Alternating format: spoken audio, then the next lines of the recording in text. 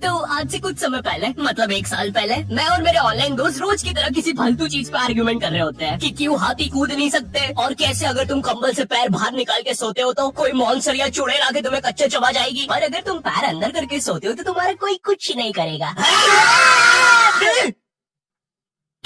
फिर पैर अंदर कर लिया। तू अगली बार मिल, बताता हूँ तुझे। चैन से सोएगा ना अब तू। ले, तेरा लाइट ऑन कर दिया, अब ठंड में बिस्तर से उठना पड़ेगा। ले, तेरा पंखा भी ऑन कर दिया अब तो ऐसी किसी बात पे आर्ग्यूमेंट चल रहा होता है, तो उसी बीच न जाने मेरे दिमाग में क्या आता है और मैं बोलता हूँ, तुम लोग अच्छे लोग हो, हमें मिलना चाहिए। ये सुन के भैया सन्नाटा मच गया। हाँ, क्या बोला तूने? आयु, तुझे पता है ना ऑनलाइन दोस्त कभी मिल नहीं सकता है। इनफैक्ट ऑनलाइन दोस्त जैसी तो कोई चीज ही नहीं होती, हम सब तो रोबोट है। आयु, तू हमारा दोस्त हो ही नहीं सकता, हम जा रहे हैं। फिर उन लोगों ने एक दूसरे के गले में हाथ डाला और न जाने क्यों गुस्से में डोरेमोन का थीम सॉन्ग गाने लग गए, वो भी तमिल में।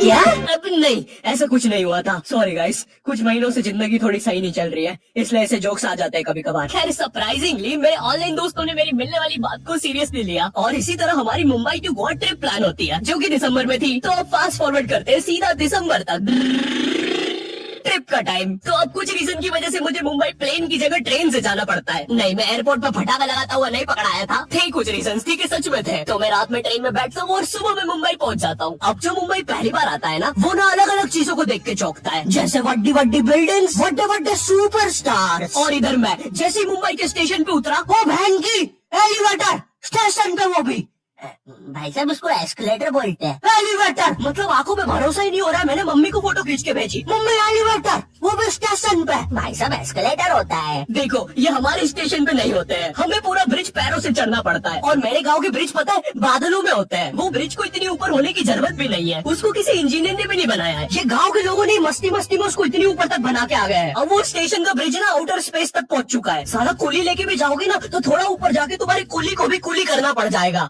भाई साहब कुली करना पड़ेगा। अरे किया तो है तुम्हें। अरे आपको नहीं, मुझे कुली करना पड़ेगा। रुको, कुली। हाँ जी भैया, इन्हें ऊपर तक छोड़िया हो यार। अरे पागल हो क्या मियाँ, ऊपर तक जाना है तो स्पेस सूट किधर है तुम्हारा? और ऑक्सीजन सिलेंडर लेके आए कि नहीं? ऊपर ऑक्सीजन बहुत कम है, हम लोग क्या बहुत ऊपर खड़े हैं मियाँ। देखो यहाँ से वो माउंट एवरेस्ट भी दिखता है। देखो आज की रात तो हमें ये सीढ़ियों पे सो के गुजारनी पड़ेगी। ऊपर पता नहीं कहाँ के खूंखार जानवर घूमते हैं। और सबसे जरूरी बात, हम लोगों के बीच में मैं सोऊंगा। मुझे मुंबई से अपने स्टेशन जाने में 10 घंटे लगते हैं, और फिर अपने ही शहर के स्टेशन से घर जाने में 6.25 महीने। अब तुम बोलोगे नॉट योर टाइप, तो बहुत ही विलेज पीपल है। हाँ तो ठीक है, हूँ मैं, नहीं होते हैं हमारे यहाँ पे एक्सलरेशन। भाई उसको एस्केलेटर, वीडियो को आगे बढ़ाते हैं। मुंबई जाने से पहले मुझे ऐसा लगा था कि वहाँ पे सब लोग मचाएंगे, चले सीधे चले, इस तरीके से बात करते होंगे। तो मैं भी ना फुल रेडी था। मैं स्टेशन से बाहर निकला और एक ऑटो रोका। तो सबसे पहले तो मैंने अपनी ट्रेन में खरीदी हुई 24 कैरेट आइस डायमंड चेन आगे करी। मैंने 20 रुपए में खरीदी थी, आगे अपना टाइम आएगा भी लिखा था, क्योंकि मुंबई में थे यार, थोड़ी अमीरी दिखनी चाहिए। कौन है अंबानी है, किधर रहता है वो, है क्या उसके पास ये? तो वो ऑटो वाला पूछता है किधर जाओगे? इधर मैं फुल मुंबई के स्वैग में। क्या बोलते ऑटो वाले चाचा, अंधेरी चलोगे क्या? चलो ना, मचाते ना अंधेरी में चल के। अंधेरी में तुम उजाला लेके आओ। ऑटो में क्यों बैठे हो, लैम्बोर्गिनी लाओ। ये अंधेरी में तुम आओ। क्यों चाचा? अरे माते कड़कती धूप में मुजरा दिखा रहे मेरे को। अभी भी ज्यादा दूर नहीं गए, ऑटो से चीप सकता हूँ। हम लोग हमारे मुंबई के अपार्टमेंट आ जाते हैं, वहाँ पर थोड़ा सा रेस्ट करते हैं, क्योंकि स्टेशन से अपार्टमेंट तक तो हम भगते भगते आए थे। वो ऑटो वाला पीछे पड़ा था ना। क्यों पीछे पड़े हो हमारे, जाओ ना। नहीं, मजाक कर रहा हूँ। 700 रुपए की टैक्सी करनी पड़ी थी अपार्टमेंट तक। 700 रुपए की। 700 रुपए पता भी है कितने होते हैं? 700 रुपए में पता है तुम मुंबई में क्या क्या कर सकते हो? तुम कर सकते हो 700 रुपए में तुम 700 रुपए में वापस उसी टैक्सी में बैठ के स्टेशन जा सकते हो। भाई साहब मैंने 750 कर लिया है। कितनी महंगी है मुंबई। तो मैं और मेरा दोस्त डैश, हम लोग हमारे बाकी 2 दोस्त से पहले आ गए थे, तो अब हमारे पास कुछ करने के लिए नहीं था। तभी मुझे मेरी एक फीमेल फ्रेंड ने मॉल में मिलने बुला लिया। तो हम लोग जाते हैं मिलने, वापस 700 लगा के। ये मुंबई में ना, तो मेरी दोस्त ने ना मुझे एक मूवी देखने बुलाया था, अवतार। मूवी में ज्यादा कुछ खास था नहीं, कुछ नीले लोग नंगे होके पानी में भाग रहे होते हैं रोबोट मशीन से बच के। ये मूवी मैंने 3D में देखी थी, ज्यादा कुछ चेंज नहीं हुआ। अब बस वो नंगे लोग मेरे साइड से निकल के भाग रहे थे। हम ये जंग जीत के रहेंगे। सर वो सब तो ठीक है, वो आदमी कौन है? अरे वो हमारी मूवी देख रहा है 3D में। उसे तो मजा ही आ जाएगा जब हम सब नंगे होके उसके सामने से भागेंगे। मेरी बात सुनो सब लोग, हम लोग उसके बहुत पास से भागेंगे लेकिन उसे टच नहीं करेंगे। जिमी मैंने तो अपने हाथ भी गीले कर लिए सुसु से। जैसे ही मैं नंगा होकर उसके पास से भागूंगा अपने हाथ उस पर लपलपा दूंगा। चीटों से उसे लगेगा मूवी और रियल है। मेरी जिस फ्रेंड ने मुझे मॉल में बुलाया था उस दिन उसका बर्थडे था और मैं इधर बेशरम बेहया खाली हाथ गया था, बिल्कुल उस लेंडू बच्चे की तरह जो बर्थडे पार्टी में खाली हाथ आ जाता है। फ्री का नमकीन और केक दे दो बस उसे। तो ये बच्चा इधर में था। चीजें अभी इधर खत्म नहीं हुई है, उस बंदी ने फिर मुझे गिफ्ट दे दिया।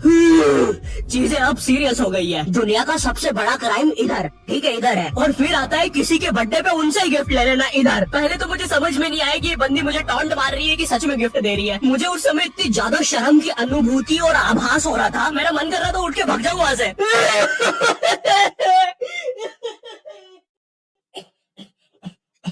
अरे वो बाहर बहुत गर्मी है ना, इसलिए मैंने सोचा स्प्राइट पी लूं आके। और पेरी पेरी फ्राइज भी मेरे फेवरेट है। देखो अगर उस टाइम में चाहता तो अपने पीछे वाली जेब से बटवा निकाल के एक 50 का करारा नोट और 1 रुपया लगा के बट्टा लिफाफा बना के उसे दे देता। लेकिन मैं कोई 80 साल का दादाजी नहीं हूँ और वो भी मेरी पोती नहीं है, तो अब मैं कुछ कर नहीं सकता था। इसलिए मैंने बेशर्मों की तरह उसका गिफ्ट ले लिया और कमियां भी निकाल रहा हूँ। घड़ी तो अच्छी लाई हो तुम, लेकिन फास्ट ट्रैक की लाती तो अच्छी है घड़ी।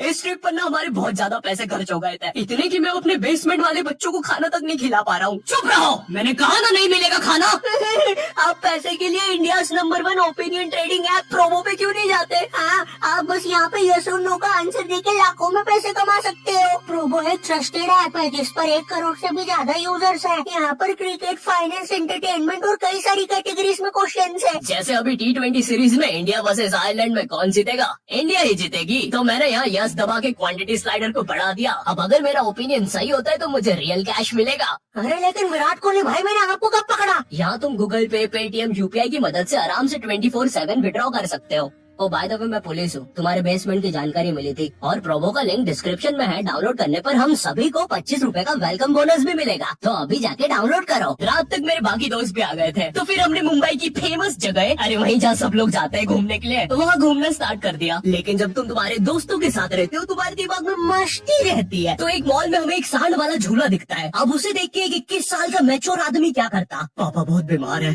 बहन की भी शादी करवानी है, मुझे लगता है सांडू मैं तुम पे घूमी घूमी करने के लिए थोड़ा बड़ा हो चुका हूँ।